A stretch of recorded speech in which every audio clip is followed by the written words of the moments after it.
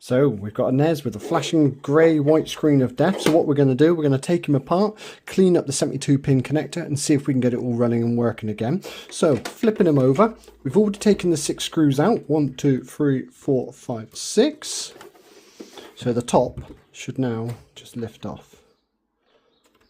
There we go. All dusty, disgusting. Oh my, look at that. Got a couple of screws to remove on here. I'll just pause you as I get that done. So that's 6 screws removed from the dust cover. We'll lift this off. Should just come away. Put that over there. Next thing what we need to do is remove screws from here to release the cartridge mechanism. And I believe we got to release a screw here to get the motherboard off of the main system as well. I'll be straight back. So stupidly I forgot to press record again, but luckily I've got a second system with the same issue. When taking out these screws, do make sure that these silver screws, they have to go back in the same holes there. All the other screws are all the same size. It's just those 2 silver screws. Make sure you put those back in there. Now, so I'm going to get these all out and I'll be right back to you. Got the screws out. We should be able to just lift this up. Oh, out. Now I've got those screws out. We should be able to just lift this up here. And I believe that just slides out, lifts up and slides out. Put that out of the way. What we then need to do is get this off of the board. And it is just a case lifting up the board separately and not being afraid to just push back on these clips here. It is stiff. Been in there for well over 30 years. But you can see it is coming. There we go, it's coming away. Give you a bit better look inside there, and we can see all the grime on this, which we're going to get some rubbing alcohol, isopropyl alcohol, get that all cleaned up in a moment, some of that. And then we're going to pay our attention to the 72 pins. We're not going to touch the bottom rows because they're normally all okay. Top rows in here, we're going to get some sandpaper in on that one, and then we're going to bend the pins up. So we're going to just spin it round so we can get to these pins a little bit easier. Get a cotton swab, dip it in, like I said, just up and down, trying to get rid of any of that crud that appears to be on there. You can see quite a bit on it already. Use a couple of cotton buds if needed. I said it'll be completely dry by the time we put it all back together again.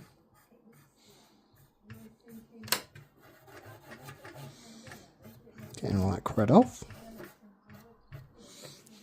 That completely black. Let's get some more cotton swab on there.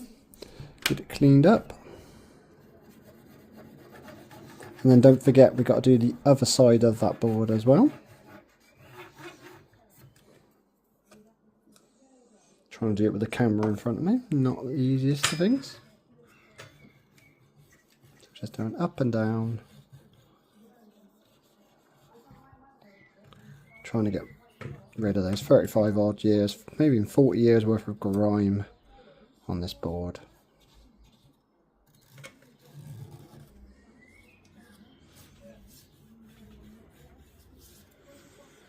There we go, really black. So next we've got the 72 pin. What we're going to do, we can get some fine sandpaper. We'll use this on the other one. And we're going to get it in to the slots in here. Just go up and down. Trying to get all the corners, all of it sanded to get all those years of crud off of those pins. I said. Already done it on that other one, I forgot to carry on recording, but it did work, so I'm hoping we're going to have the same success on the second one as well. Obviously, if you like this sort of content, please do follow along, like and subscribe. Follow my journey as I am a UK reseller, going to all these boot sales, Facebook Marketplace, picking up all electronics, and quite often a lot of it's broken. We have to try and repair it just to get some maximum money back for it. So that, get on the edges as well, should be about right. Give it a bit of a tap out.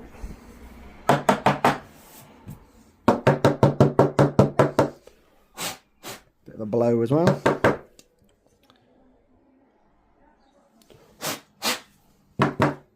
Maybe a little bit more go in. Don't be too afraid of it. Like I said, I've got P80 on the sandpaper, so you don't want to be too aggressive. Like I said, just in the top slot. You do not want to be touching these pins down here. They're normally alright. They just live on the board, so they should be completely fine. Right. Next, you will need safety pin. Now what I've done, I've bent it out, and what you need to do, I don't know if you can see this on camera, you need to get the safety pin in under each of these pins. Excuse my fingers. And try and just bend them up just a tiny bit. Going from left to right, in under. I hope you can see that. And just get it up. You get the idea. What I'm going to do, I'm going to pause because you're going to be here a good 5 minutes trying to do all that, and I'll be right back to you. So hopefully you can see I've bent up all the pins a little bit, but then we're going to do a bit more sanding. So we're going to get the sandpaper in there. So it's going to be a little bit stiffer, obviously, because we have bent the pins up.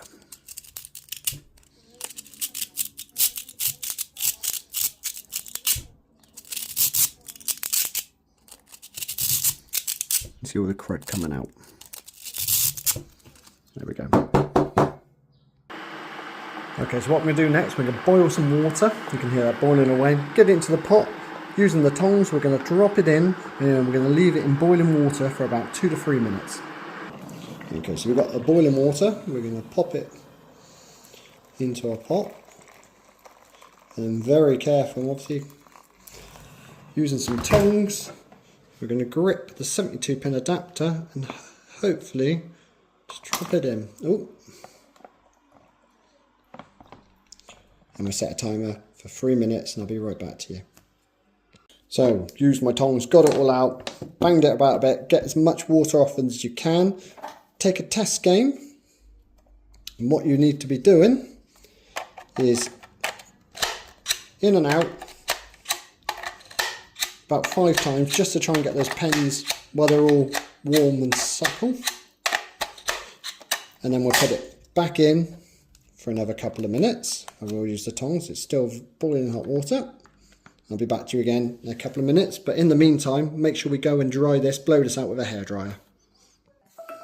So that's the 2-minute alarm. Hey Google, stop. Time to get it out of its second bath.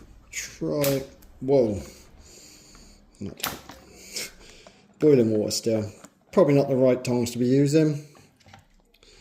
Let's get it back out. And what we do, we're get that all dried off, bang all that water out. I'll be back to you in a couple of moments. So back upstairs with a nice clean 72 pin adapter. What we're going to do and go into the other room, I'm just going to use a hairdryer just to dry it all off completely. We do not want to be putting it back in wet. Okay, so we're back all nice and clean. Let's get this all back together. Let's grab the console first of all. And when putting it back together, you need to make sure the one with the double pins are at the bottom. So what you need to do, line up with the screw holes and don't be afraid to give it a bit of a push. It's very stiff. There we go. He's back on. So get this all realigned onto the pins. Balls come away. Back onto the guidelines. Next bit, the tray. You need to push it under the cart slot, and then the tab needs to go in underneath the motherboard. A little bit fiddly, but if it lifts up, that's not caught properly. So you back out.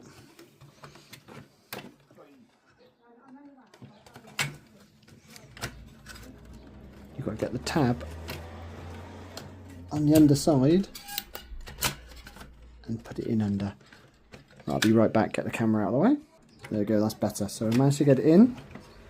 And it should be a case of when you then lift this, the whole board comes up as well, and you know you've caught it, it's all in place. So it's time to get the screws back in, remembering the silver screws go in the second hole down for you, as you see, because they're the longer ones. Right, I'll be right back.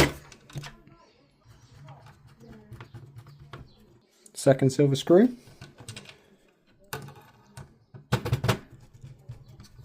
into this, and that's where your longer silver screws, then you just put all the other screws back in place. Well, be careful, the magnetic screwdriver can come in handy to be able to get down in here. You do not want to be dropping this screw. I'm taking it all out again. Also, be careful not to over tighten the front screws, because if you do, it will prevent this mechanism from working correctly. So don't go over tight. So they're all screwed in. Test the mechanism, it stays down. What we then need is our dust shield. Little nubbins that it lines itself up on. Get that all back in place. There we go.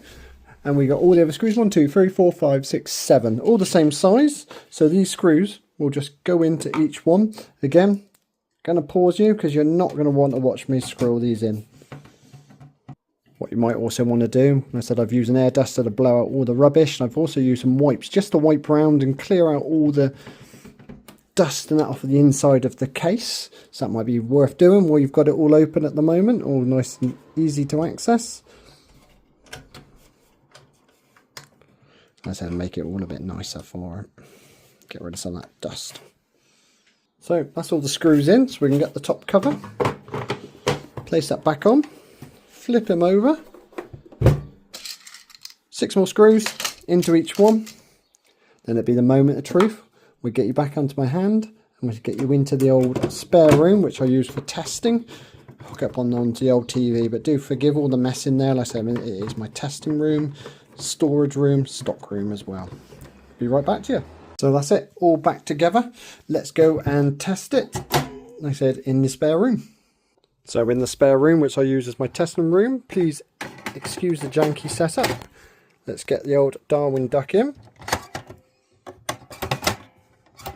Put him down. Moment of truth. You see my reflection. And there we go. One working NES.